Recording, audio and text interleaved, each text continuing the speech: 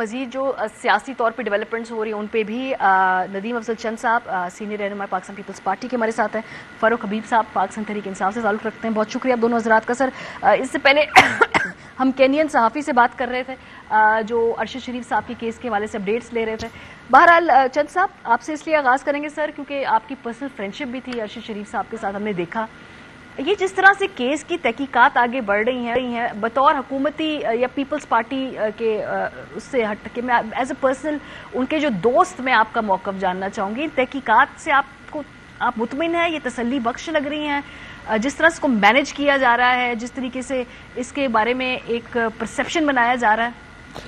لیکن جی میں تو سمجھتا ہوں کہ جس طرح پہلے اس دن کہا گیا تھا, میری ذاتی رائے اور میرا خیال ہے کہ جس سے سارے لوگ بھی مطمئن ہوں گے کہ یہ اگر کسی انٹرنیشنل ایجنسی سے یونائٹڈ نیشن کے چارٹر میں جو آتی ہو اس میں کسی سے کروائی جائے ایسی انکوائری یا انٹرنیشنل جسٹس کسی کورٹ میں جا کے یہ اب لی جائے تو میرے خیال میں کہ یہ دو ملکوں کے درمیان انکوائری ہے.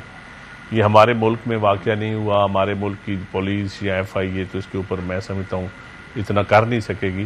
یہ دوسرے ملک کا بھی ساورینٹی کا بھی دھیان رکھنا پڑے گا اور کیس بھی ہمارے ملک کے لیے اس سے بڑھ کے اس آج کل کے دور میں اس سے اہم کیس کوئی نہیں ہے. تو اتنا اہم کیس ہے جس میں میں سمجھتا ہوں کہ ہمارے بہت سارے چیزوں کی راہیں متعین ہونی ہے. اس کی ذات تو تھی ایک شخصیت تھی, ایک دوست تھا, ایک بھائی تھا, لیکن میں سمجھتا ہوں کہ آنے والے وقت کے لیے بھی اس پاکستان میں صحافت کے لیے, جمہوریت کے لیے, انسانیت کی قدروں کے لیے, ایک خاندان کی بہتری کے لیے یہ بہت ضروری ہے کہ ایسے فورم پہ اس کی انکوائری کروائی جائے جس پہ پھر کم از کم ہر پاکستانی مطمئن ہو. کیونکہ اب میں صرف اس کے خاندان کو مطمئن کرنا نہیں سمجھتا, میں سمجھتا ہوں اس میں ہر پاکستانی کو مطمئن ہونا چاہیے کیونکہ وہ ایک ایسٹ تھا ہمارا ایک احساسہ تھا. اللہ تعالیٰ اس کو جنت نصیب کرے اور شہید جس کو لاکھوں لوگ شہید کہنے والے ہوں اور یقیناً وہ شہادت کے رتبے پہ ہوتا ہے. تو میں سمجھتا ہوں کہ اس کو کسی کانسپریسی تھیوری یا کسی ایسی چیز میں ڈالنے کی بجائے ایک ایسے فورم پہ لے جا کر ہمیں یہ انکوائری کروانی چاہیے جس پہ سب ٹرانسپیرنٹ ایک نظر آئے چیز اور ایک عدل ہوتا ہوا نظر آئے. تو یہ ہمارے لیے بہت بہتر ہوگا, ارشد کے لیے نہیں, یہ ہمارے لیے بہت بہتر ہوگا. ٹھیک بات ہے سر, کیونکہ مجھے جو پورے 2 ہفتے میں چند صاحب بڑا گلا ہے وہ یہ کہ اس کیس کو سیاسی سکور سیٹل کرنے کے لیے استعمال کیا جا رہا ہے اور جس طرح کی سینسیٹیوٹی ہم ایکسپیکٹ کر رہے تھے حکومت وقت سے, ریاست وقت سے, جو بھی آپ لفظ استعمال کر لیں, مجھے وہ سینسیٹیوٹی کی کمی نظر آئی سر. اگر آپ سے کہا ڈس ایگریمنٹ بھی ہے ارشد کے ساتھ ٹھیک ہے, لیکن میں آپ کو بتاؤں پوائنٹ سکورنگ تو یقیناً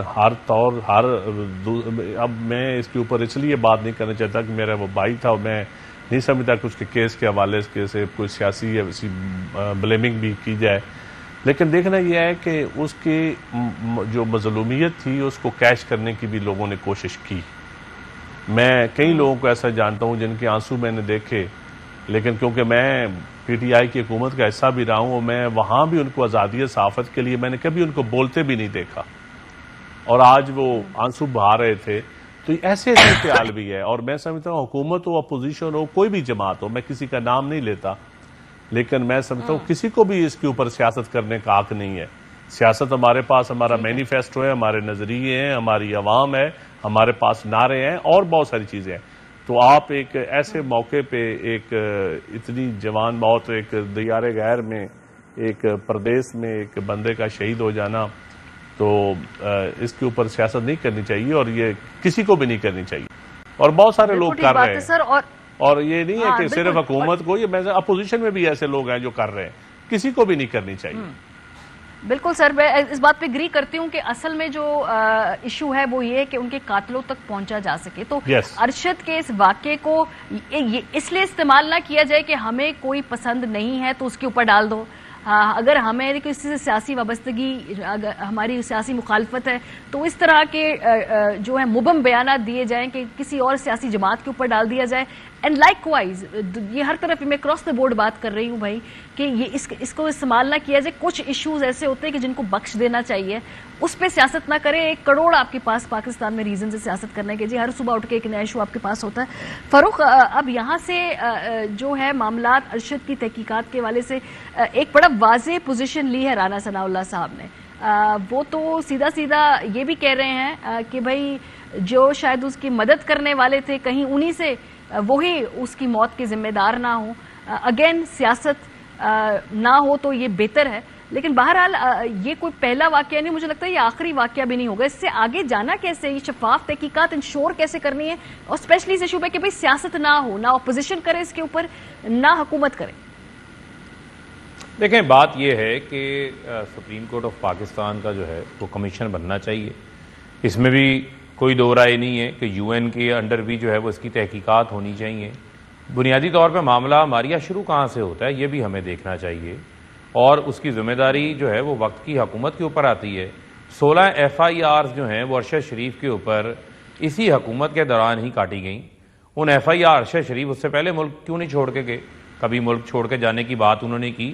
اس شخص کے پاس تو شاید کسی اور ملک کا جو ہے وہ ویزا بھی موجود نہ ہو, وہ ویزا شاید لگوانا بھی نہیں چاہتا تھا, پاکستان شاید وہ چھوڑ کے جانا بھی نہیں چاہتا تھا.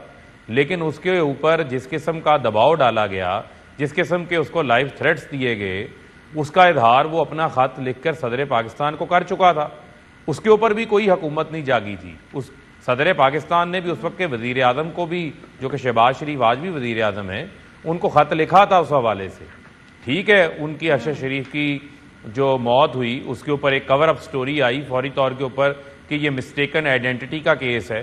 اس سٹوری کو تو ہم نے اس وقت ہی ریجیکٹ کر دیا تھا, اس کو بائی نہیں کیا تھا. لیکن کل جو تصاویریں دکھائی گئیں یہ بھی میں سمجھتا ہوں کہ ایک بے حسی ہے.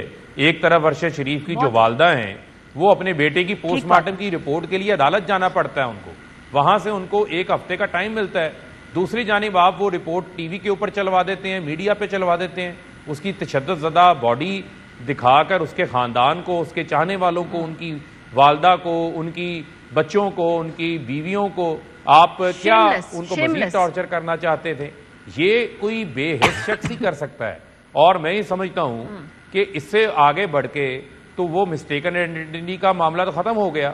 یہ تو ٹارگٹ کلنگ ہوئی ہے, اور اگر کینیا میں ہوئی ہے تو جو کہ وہاں پر وہ موجود تھے, کیا پاکستانی حکومت نے آفیشلی ڈپلومیٹکلی اس سارے معاملے کے بعد کینیا کی حکومت سے رابطہ کیا ہے کہ آپ کی پولیس تو کہہ رہی تھی کہ یہ مسٹیکن آئیڈینٹی کا کیس ہے, وہاں پر غلطی سے جو ہے ان کے اوپر فائر ہو گیا جس میں وہ شہید ہو گئے, اب کیا انہوں نے اس کو ٹیک اپ کیا ہے, یا کیا یہ ابھی بھی اس میں سے اینگلنگ کریں گے؟ جو شخص یہ اینگلنگ کرتا ہے میں کہتا ہوں اسے شرم آنی چاہیے. ارشد شریف پاکستان کا بیٹا تھا, پاکستان کی بات کرتا تھا, محب وطن پاکستانی تھا, اس کے اوپر تو کسی قسم کی سیاست کا معاملہ نہیں ہونا چاہیے.